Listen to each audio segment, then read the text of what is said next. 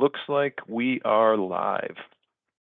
Welcome everyone to this NAF Research and Tech Talk. It's our very first pleasure, it's our very first talk of 2023, and it's my pleasure to be welcoming you here today. Thanks to everyone who's joining us live. I know, sometimes it's difficult to get away in the middle of the day, but we're happy you made time to come chat with us here today. For those of you that don't know me, my name's Nick Minar. I'm the Director of Research and Reporting here at NAF. And as always, like I said, thanks very much just for taking the time to join us. We will be posting this recording to our YouTube channel, to NAF's YouTube channel, and also our NAF Educator Facebook page, as well as our Research and Tech LinkedIn page after the event. So feel free to give it a share with anyone that you think could benefit from hearing what we're talking about today, or if you just want to see it again. I'm going to be dropping links to each of those platforms here in the chat now, in case you haven't had the chance to give us a follow or a like on each of those. All right, furthermore, if you want to tell us in the chat just who you are, where you're coming from, where you're joining us today, I always like to do that at the beginning of these talks because we like to make a small learning community here in these types of talks where, we're responding to your questions, we're engaging you in this discussion. So, let us know who you are in the chat, kind of where you're coming from, and then we'll just be that much tighter throughout the talk. If you've never attended one of these talks before, that's quite all right. The purpose of these talks is really to bring updates and cutting-edge research and best practices to all of you, our NAF educators, our NAF staff, from the field of education, so that it can inform your own practice and the way you interact with high school students. As I just mentioned, because of that, don't be afraid to ask questions in the chat. Our guest today, Rebecca, and I will be monitoring that chat, and we can, respond to those questions as they come up. Or if you would prefer, we will also have some dedicated time at the end of the chat today, about 15 minutes or so for Q&A, where I'll have everyone, if you want, come off mute, and you can share your video, and you can ask Rebecca your question directly.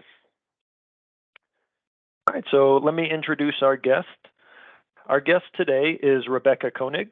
Rebecca is an editor and a reporter at EdSurge, which is an education journalism initiative provided by the International Society for Technology in Education. Rebecca reports on issues in higher education and workforce training and is a 2020 Higher Education Media Fellow of the Institute for Citizens and Scholars, and was a 2018 Fellow of the National Press Foundation. Her story about innovative adult education at the DC jail won the 2020 Dateline Award for Best Online Feature from the DC chapter of the Society of Professional Journalists. And Rebecca was a finalist for the Best Feature in the 2019 National Awards for Education Reporting from the Education Writers Association. Before joining EdSurge, hang on, I'm going to admit a few more people. Before joining EdSurge, Rebecca worked as a reporter for the U.S. News and World Report, the Chronicle of Philanthropy, and the Chronicle of Higher Education. Rebecca has also written for the Washington Post Express, Science Magazine, Narratively, and Town Style St. Louis Magazine, where she worked as managing editor. Rebecca studied English and history at the College of William and Mary, and she currently lives in Washington, D.C. Rebecca, why don't you come on camera, come off mute. I'll be sure to spotlight you in here. There we go.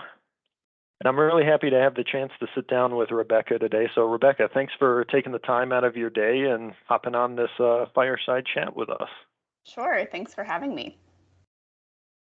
I'm going to still be letting folks in as our talk progresses. But as I mentioned in the beginning, go ahead and introduce yourself, folks, in the chat, so we know kind of who's here today and where everyone's coming from.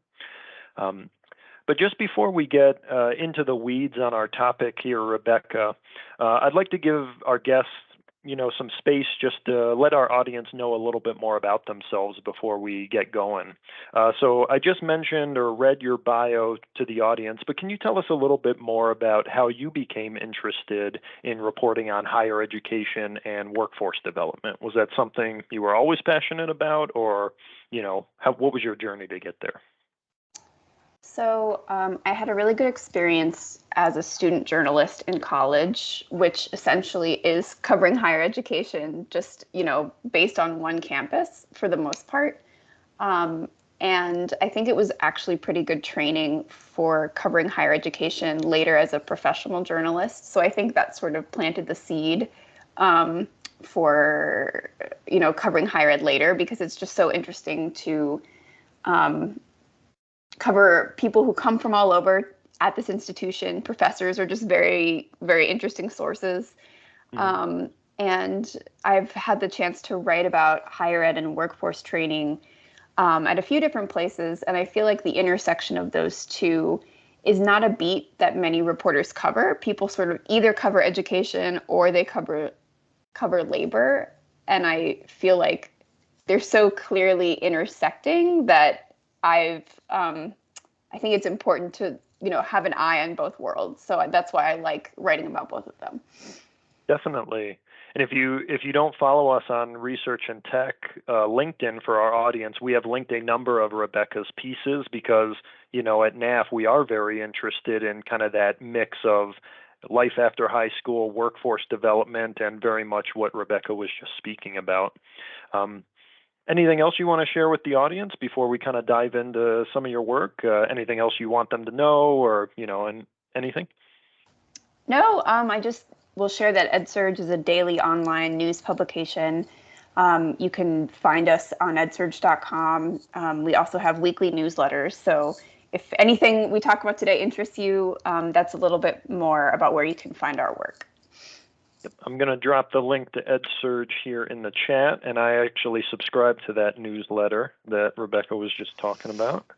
But yeah, great resource, a great way to stay current on a lot of things, focusing on education, higher education, workforce development. So if you are not subscribed to that newsletter, I would highly recommend it, actually.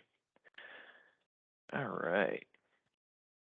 Let's dive into kind of our main topic here today, and thanks for sharing, some about your personal journey before we get started. But just to kick off our conversation, I wanted to talk to you today about kind of what today's college student actually looks like and some of those choices they have to actually make, right as they're graduating high school or right after high school. You and I had talked a little bit kind of in the build up to this talk about, what your experience has been in kind of the public perception of what today's typical college student actually looks like. Can you tell our audience a little bit more about that perception and maybe how that perception is, changing a little bit as you've experienced it?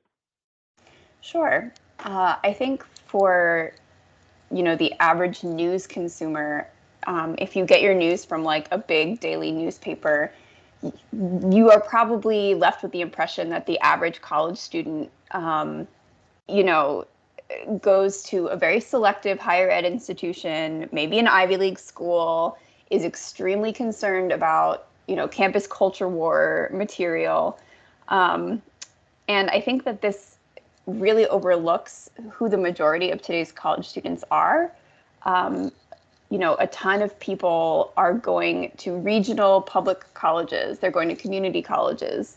By definition, these selective institutions educate a very, very small percentage of today's college students. And I don't think that is really well represented in the media. Today's college student is often going to be older than, 18, 19, 20. There are a lot of people who are doing college who are older than age 25.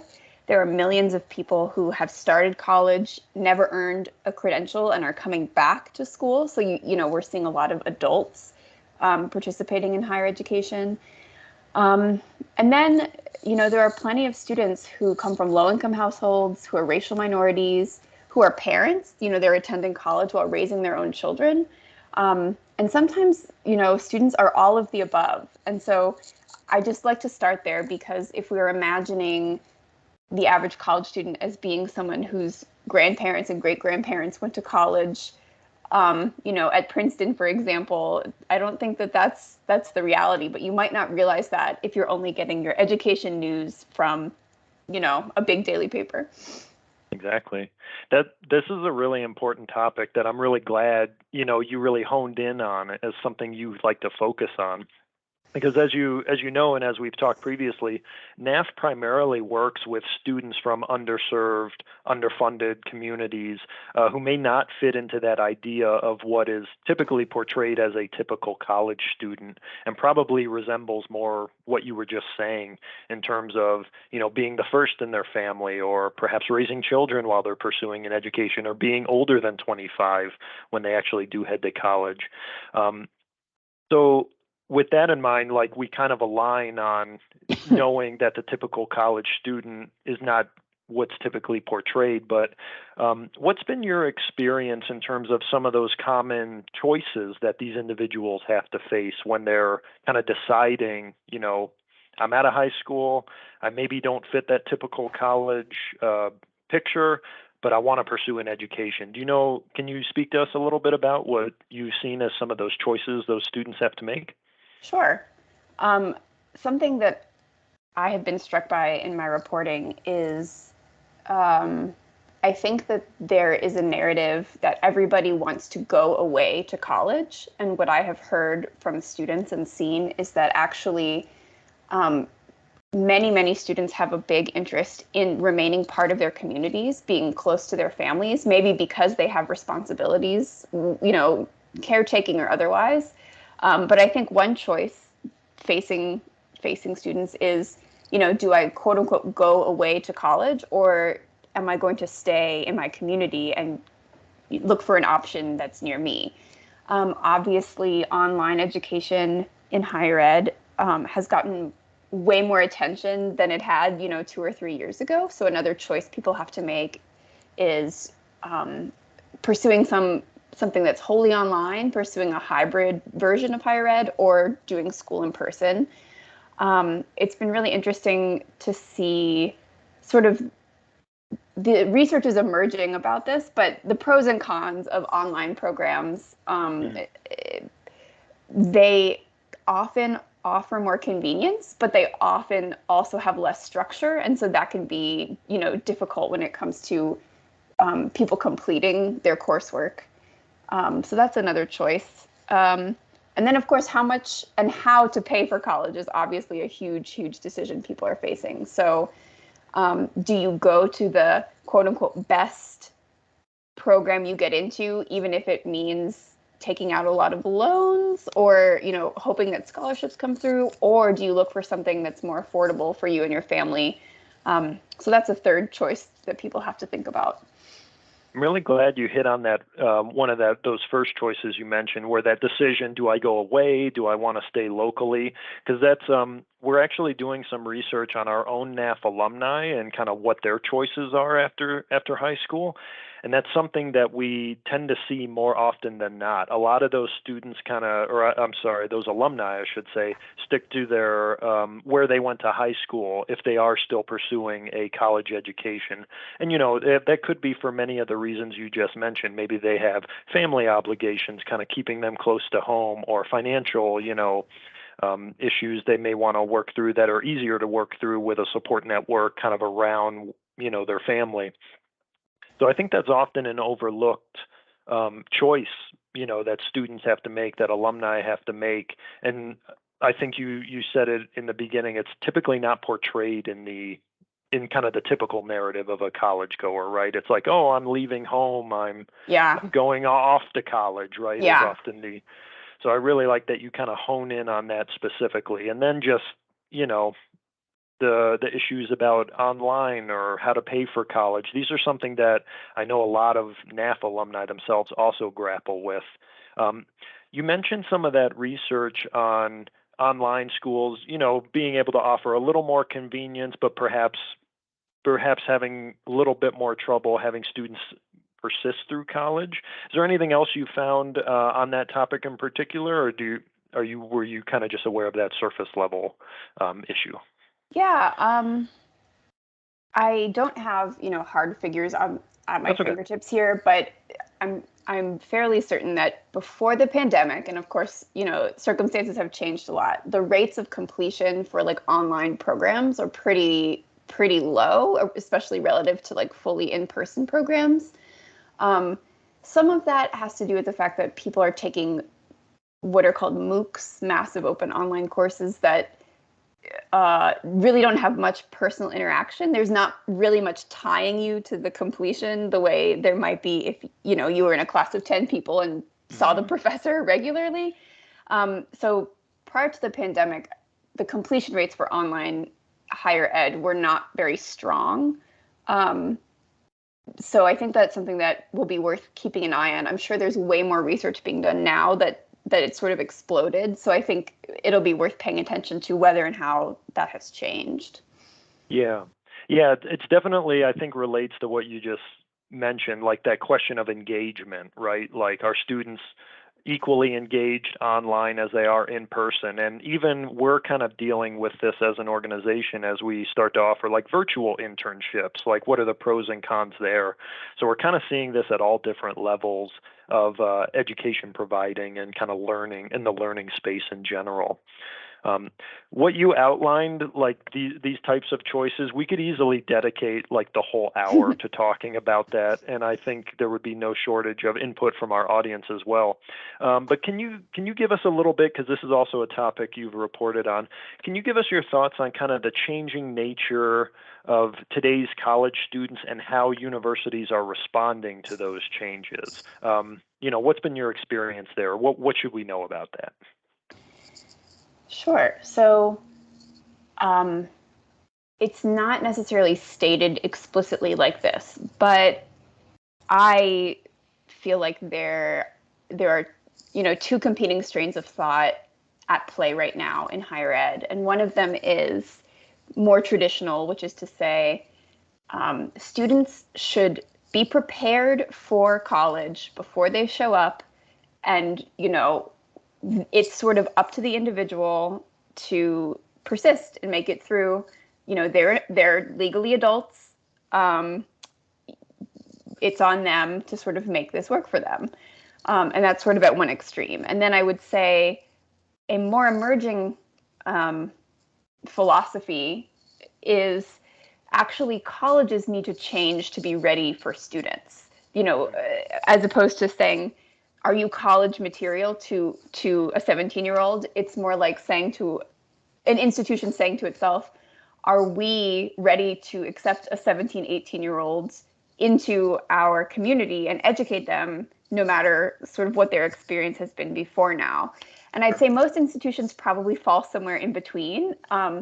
Each professor, each department, each like student affairs staff person probably has different thoughts about this, and that's sort of why you see it playing out differently.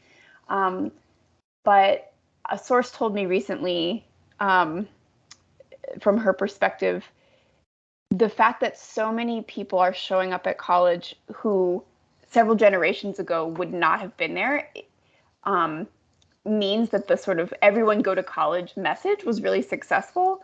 But the flip side of that is, did colleges change at all to prepare for the new people who are arriving on campus? Sure.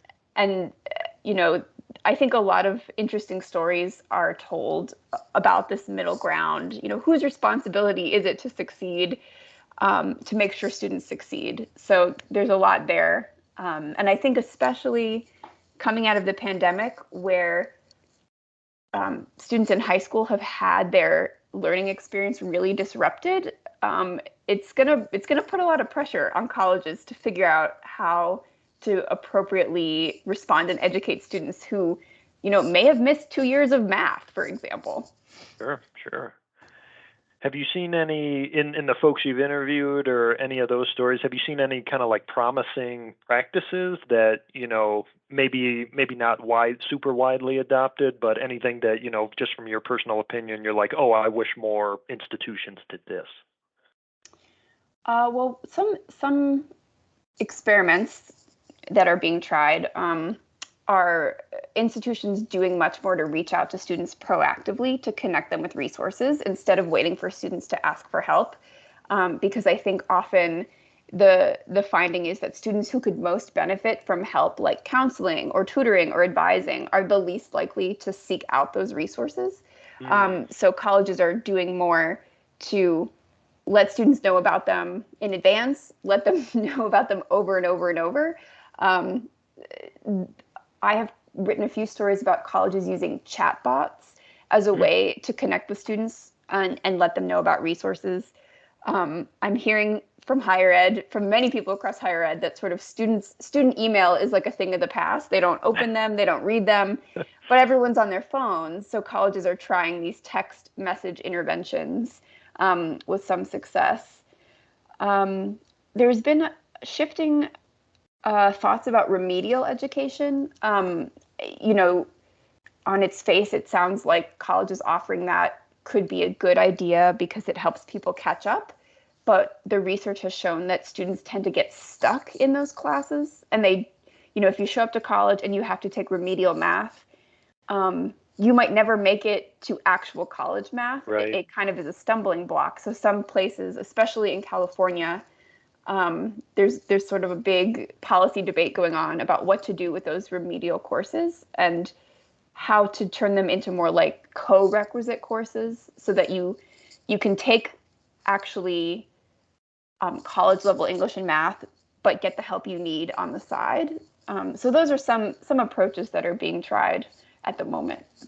As someone who sends out surveys to high school students through email, I can totally relate to email is a thing of the past, and the phone is the way to go. So that was my first reaction to what you were just saying.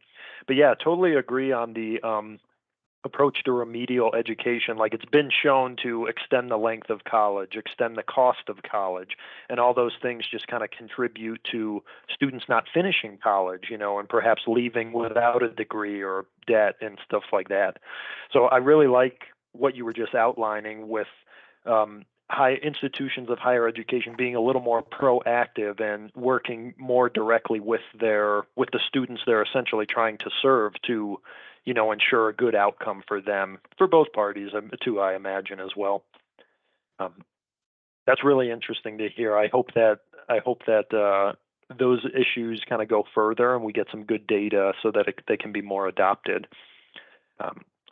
Let us know in the chat if anyone has any questions. If not, I'm just going to keep kind of firing questions at Rebecca, but feel free to ask her a question if you want her to weigh in on anything that's been on your mind, or let us know if any of these experiences sound similar. Like, did anyone in the chat go through any of these types of grappling and decisions and stuff like that? Let me give folks just a second. I see some folks typing and don't want to launch into my next question for you unless someone has a question on these topics. But I'm hoping some of those issues and those decisions, like I said, get pushed out so that we start actually getting data, because the COVID pandemic has really thrown a wrinkle, I think, in a lot of the education research. So this is really interesting to hear that you've also heard, some of these initiatives on the ground. Don't see a question, so I'm going to throw another one at you here. Oh, hang on. A question from Rebecca in the chat.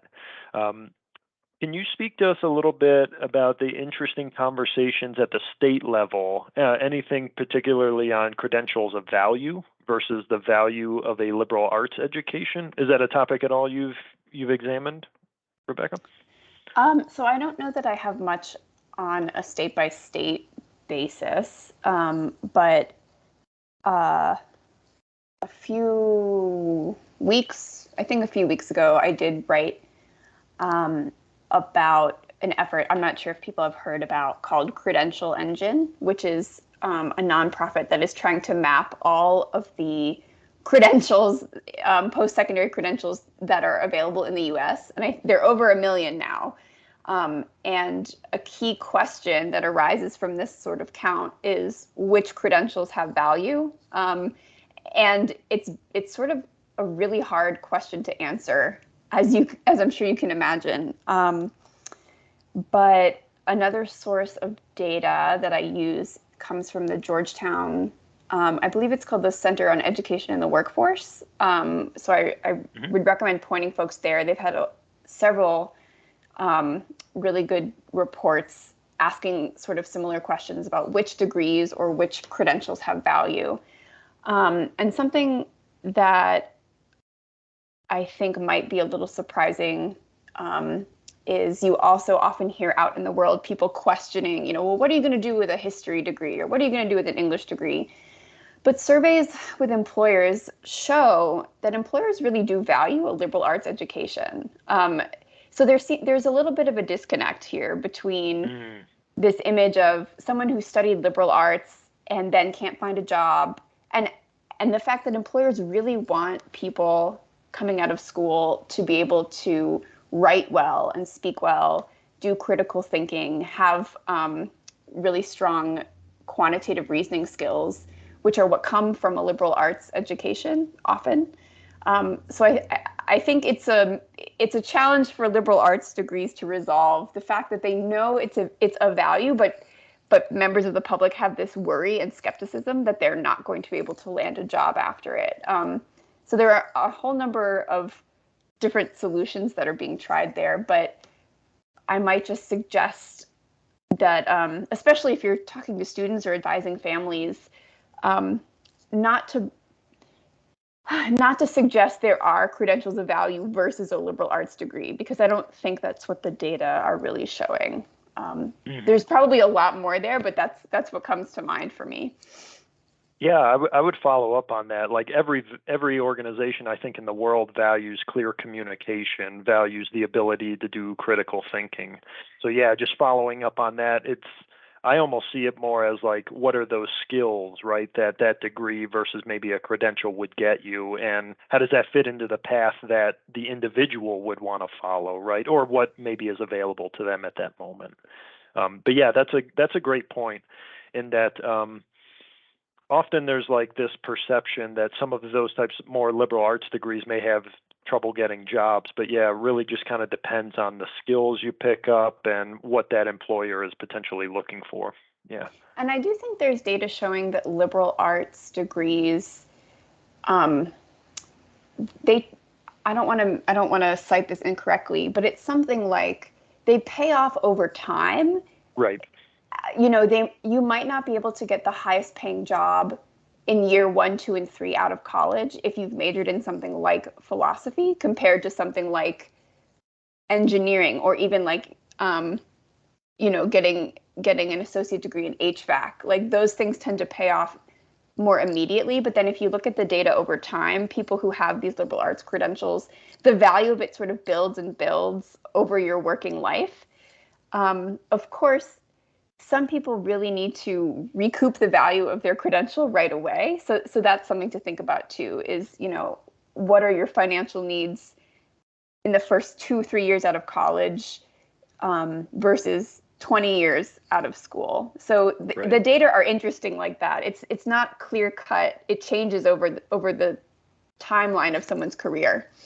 Yeah, I was going to corroborate that as well. Like, kind of the term I've seen thrown around is like lifetime earnings, right? So like, it's still, the research is still pretty robust in that college degree is still the best path on average to more like lifetime earnings, whereas credentials, like you were saying, might be the more immediate return. So it kind of just depends on everyone's situation and the topic of our talk, what leads to the most fulfilling life for that student, right, or that individual. We have another question here from the chat from Kirsten.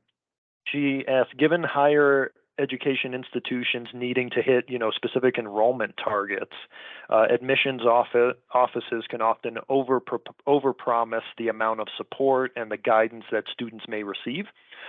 Students and parents then experience kind of a disappointment when the reality is not maybe what they were promised or what they were expected. Have you seen this kind of tension play out? And are there any potential ways forward there? Do you have any experience with that?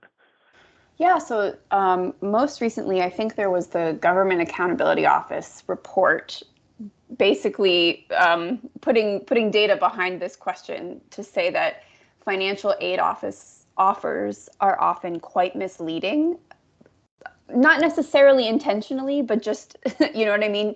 What colleges are saying is not what families are perceiving, or the nuances of it are not very clearly communicated. And the report suggested that this is very widespread. Like, most institutions that were studied by this government agency found that they were not using best practices in terms of being open, honest, and transparent about how much the cost of college would be, how much people could expect to make.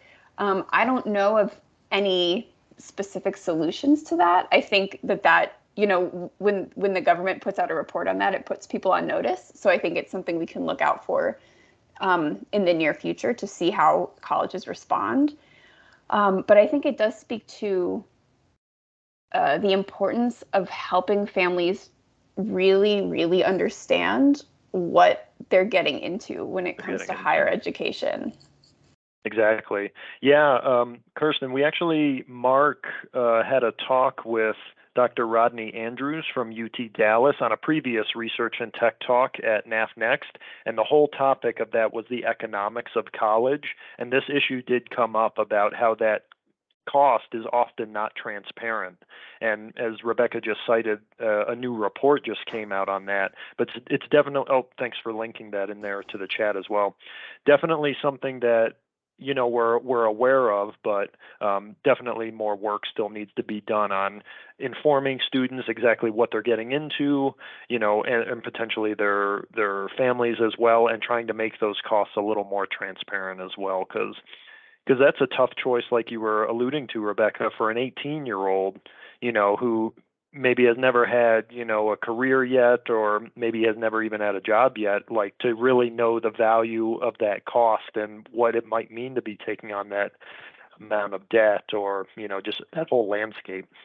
I'll also say, when I've talked to students, something that caught my ear and I think is worth digging into more is you often hear students say, like, oh, well, I'm just hoping I get scholarships.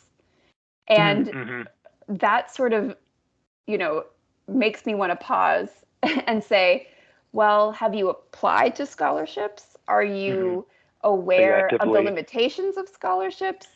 You know, just because one entity offers a full ride scholarship to one student in the country, what are the odds that you are going to be that student? So I think there's a lot of optimism among high school students. Like, that's just sort of a classic trait of teenagers. Right.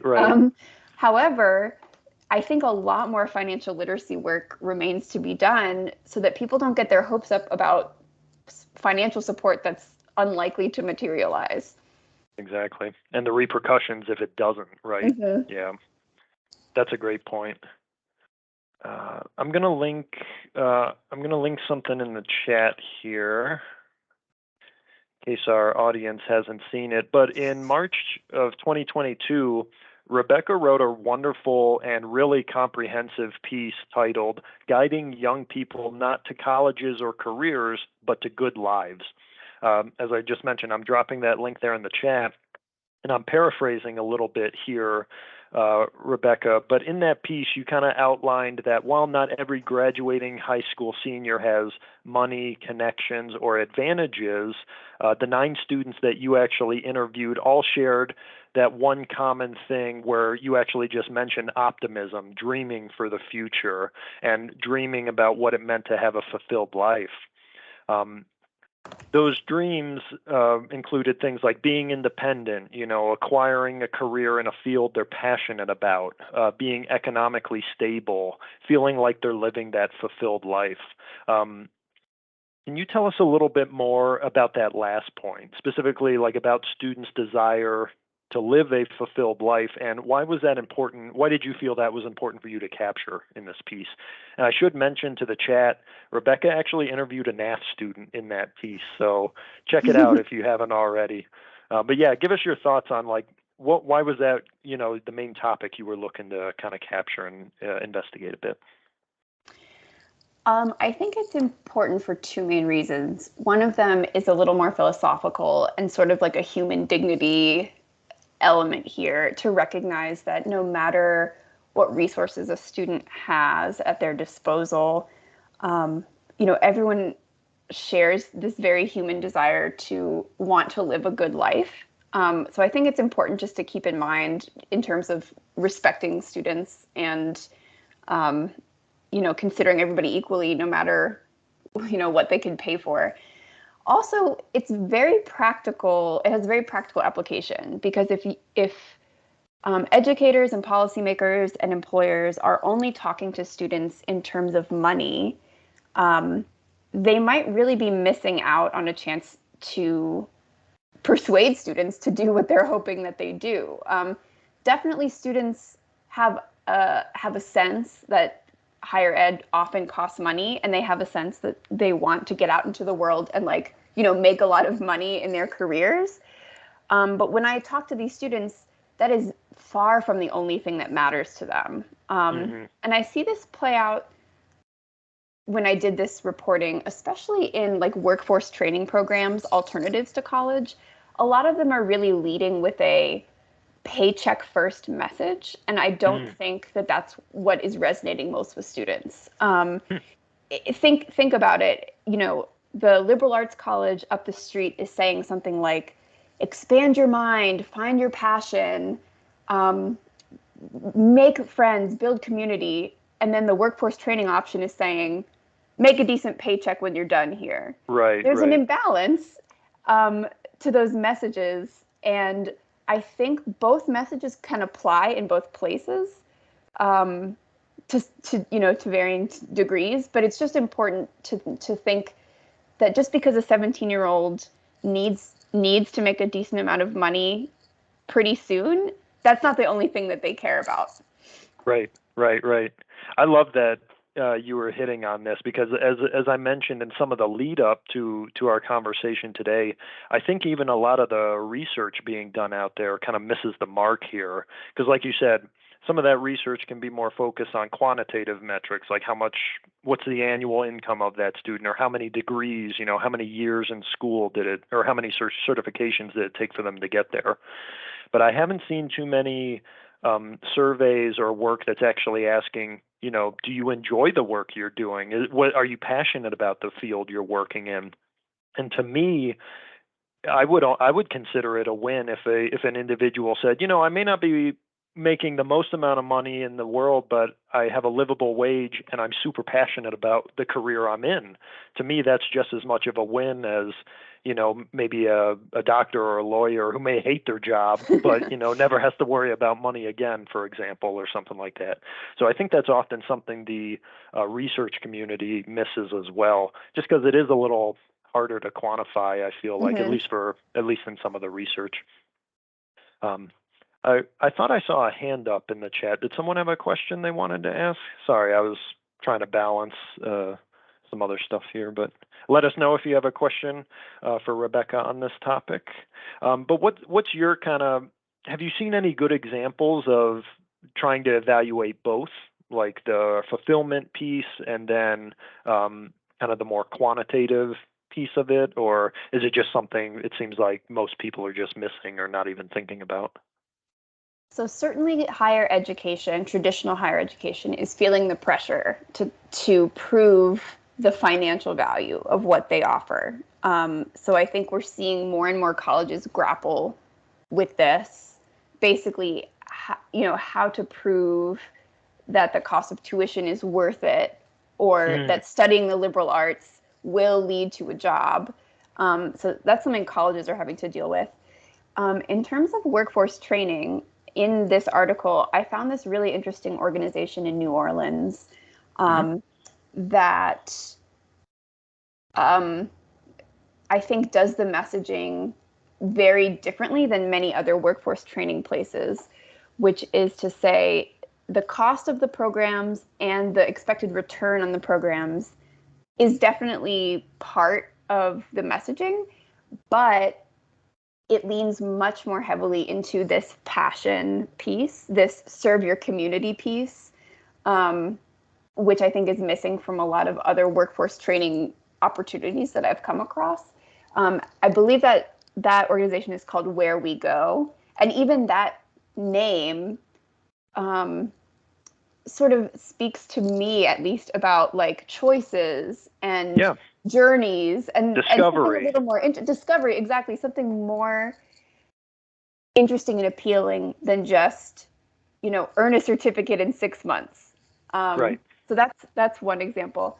I'd also point people to the career and college readiness efforts being done in Baltimore City, in the public schools there.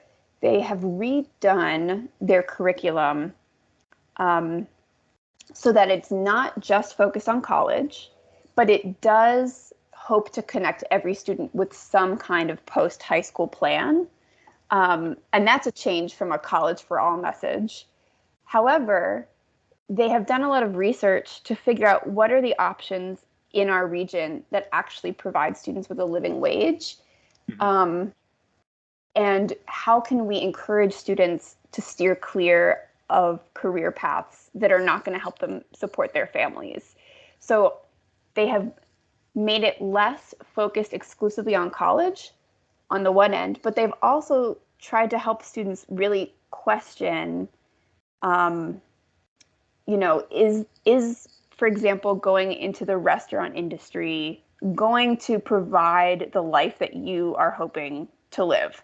And Okay. it's not quite clear cut because, of course, some students are really passionate about culinary, and that's something that they're grappling with, is how do we respect people's passions, but also teach them that if you're making minimum wage, for example, that might not set you up for what you're hoping for. So where we go in New Orleans, and then the career curriculum in Baltimore City are two really interesting examples.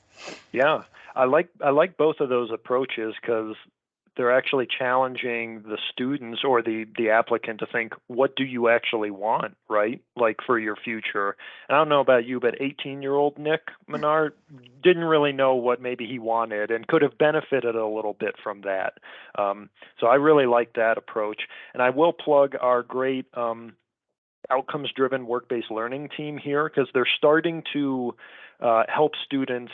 We NAF has always been really interested in offering students work-based learning experiences, so job shadowing, mock interviews, internships, and our great work-based learning team is actually trying to get students to not only document those experiences but also reflect on them. Like, oh, did I learn useful skills, or maybe could I see myself doing this for 30 years? And kind of trying to formulate, at least some basic identity questions for themselves about how they see their future. So I did want to shout that out, that it's something even we're grappling with, right? Because when you look at curriculum and kind of, state requirements, none of that stuff is there, right? Like it's just not typically a priority for most schools throughout the country. Let me turn to an audience question here from my colleague Dee.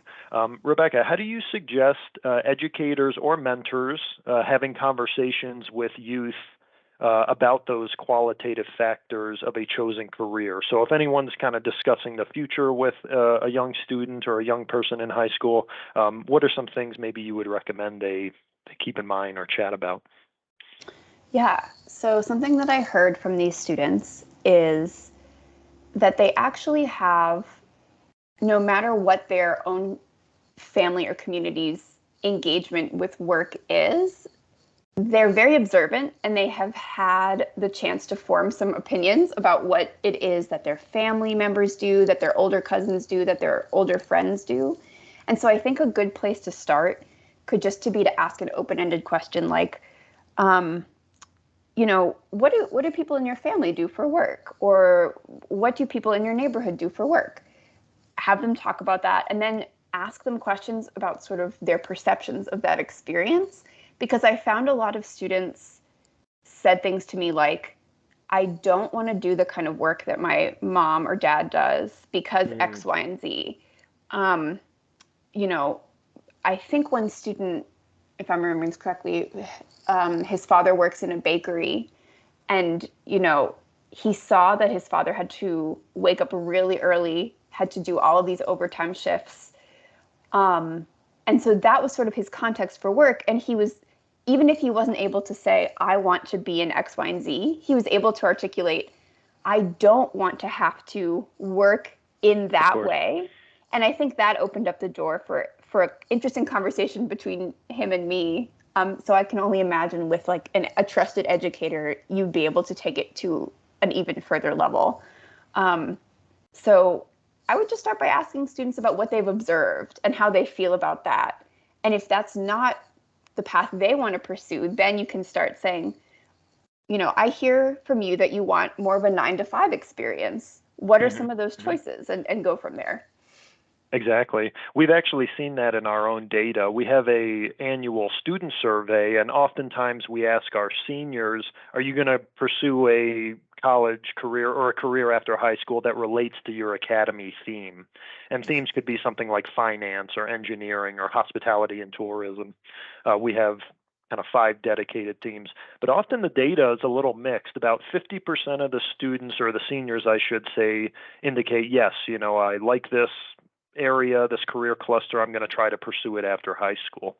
About 25% say no, and 25% say they're unsure. So in my mind, even if a student doesn't necessarily go on to, say, pursue finance or hospitality and tourism, I would still consider that a win because they experimented with it in high school while the stakes are still low. They're not paying for, college or a certification to find out they didn't like that. And this is an empirical question, but I would argue that those types of experiences in high school would probably lead to things like fewer major switches if they actually did go to college, because they kind of have a sense of, I know that's not for me or something like that. Let me see. We have Dee, you said youth we worked with in the past shared how important it was to be shown the career opportunities available in their own city. Yeah, it kind of relates to not necessarily going away after high school, but just what's available there in your local geography, which is very important for some students. I mentioned in the chat I turned off the restrictions on mics and video. So if you do have a question for Rebecca, feel free to just come off mute and share your video if you want to ask her directly. If not, I'm happy to keep throwing some questions at you, Rebecca, and getting your perspective on stuff. But in terms of that piece that I had already shared, you mentioned some of your personal experiences and how you got some of the students to open up a little bit. Was there anything super surprising, like that you walked away and you're like, wow, I did not expect to hear that, or had never considered that, that kind of stuck with you after that piece? Don't mean to put you on the spot if you hadn't thought about that. I think something that surprised me a bit in the best way is really how optimistic students from all over the country in all kinds of circumstances are about their lives. People who see themselves being the first in their families to go to college, or who are pretty determined not to go to college, but are so sure that they are going to be a really successful entrepreneur. You know what I mean? They're just going to be a great business owner. Nobody, no young person that I talked to for this said something like, I'm just going to have an average life doing an average job for average pay. And I think there's a lot of power in that optimism.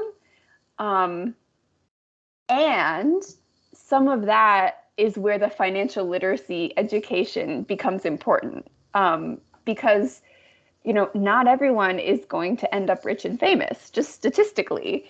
It's not that you necessarily want to tell every student that, like, dream lower. I don't think we want to say that to our students. I think we want to hear that optimism and complement it with, what the data show, what the options are. But it really is very uplifting to sort of hear how optimistic they are about their own lives and their futures. So that's one thing that surprised me. So you didn't have a student say, if you've seen what I've seen, you wouldn't want to go to work either, kind of thing. No, exactly, yeah. And it's not to say, of course, there are students who are disconnected from school. Like, sure. I would say an oversight or something missing from my report are students who I think the term is sometimes called opportunity youth, like students who have dropped out of the formal education system. I think, that requires whole other approaches and interventions. But the students, that I was able to talk to are pretty excited about their lives, which I think is nice. Question for our educators in the audience: has that generally also been your experience? I'm kind of curious if you've seen that in any of the students or the classrooms you're working with. Just kind of curious. Yeah, that's definitely a good point. I think that kind of optimism, right, changes the world. Some of the common statistics I've seen is like, the young generation now is more concerned with something like climate change than like any other generation has been, right? And those kinds of optimism, those kinds of attitudes will actually, I think, bring about meaningful change, in the end. Maybe not right away, but in the end. Something else that surprised me until I listened a little deeper and got some, educator perspectives and researcher perspectives on it was, while students are optimistic, a lot of them have fears that they won't be able to complete college. And a lot of them couldn't fully articulate why. And I think that is sort of a disconnect. A lot of students have older friends or cousins who have started college and not finished. And people seem a little bit mystified by this. And they sort of thought that it reflected poorly on those individuals, or like that it would reflect poorly on themselves. Students would say things to me like, I just don't know if I'll be able to complete it. I hope that I'm motivated enough to push through. And so these students really are taking a lot of personal responsibility when it comes to higher ed, but not necessarily knowing, like, my cousin dropped out because they had to do caregiving, or they ran out of tuition money. So they're aware that people don't finish college, but they weren't necessarily able to articulate why. And I think there's an opportunity for more education there as well. Definitely. I could see the value of like a peer mentor being particularly helpful there. Someone maybe in your same area, but a few years older who is going through that. I could see that being very helpful. And that's something we try to encourage students to do, like expand their network, meet someone doing the work they do so that they can ask those questions. And yeah, I would hope one of the things they talk about is like, what are those barriers? How did you overcome those barriers? And get that useful information kind of before they go on their journey. But as you just mentioned, sometimes it's due to circumstances that are at no fault of that individual, even if they may internalize it that way, right?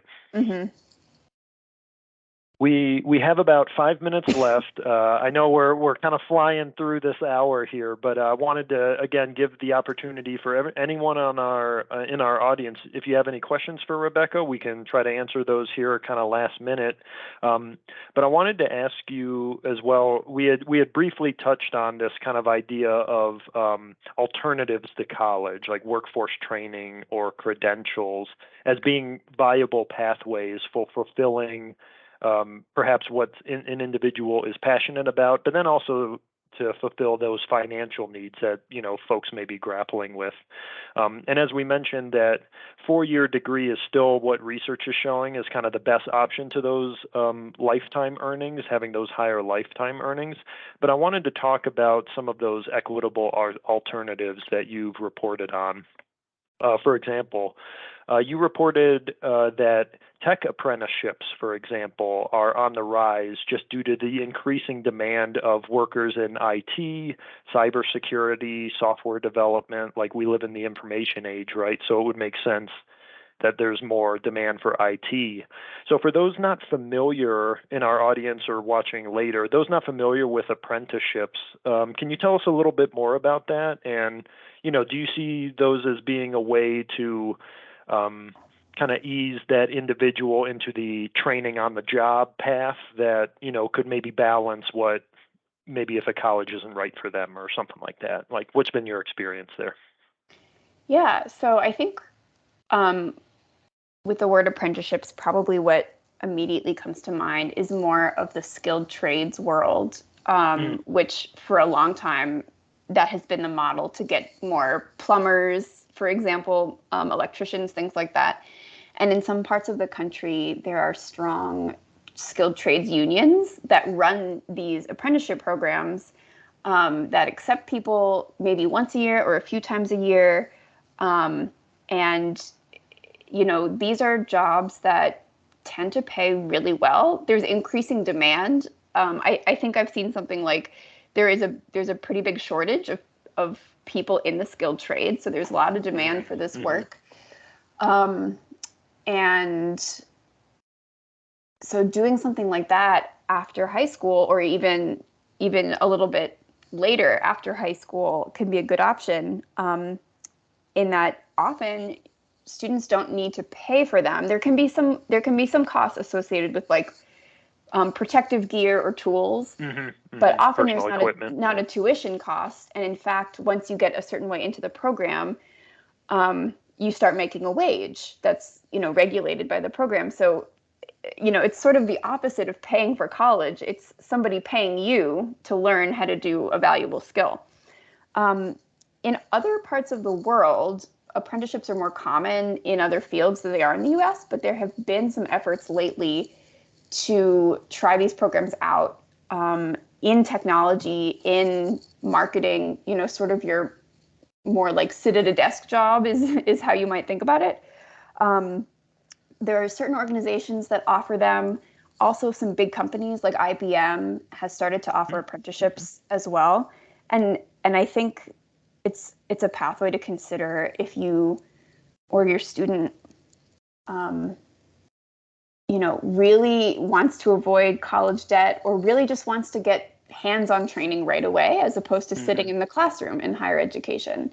So if you Google, actually, I would probably point people to the Department of Labor's Registered Apprenticeships website. I think that's probably the best resource, because the government does regulate what it considers to be a registered apprenticeship, versus, I think there are some unregistered apprenticeships, but probably the best place to start is on the Department of Labor website.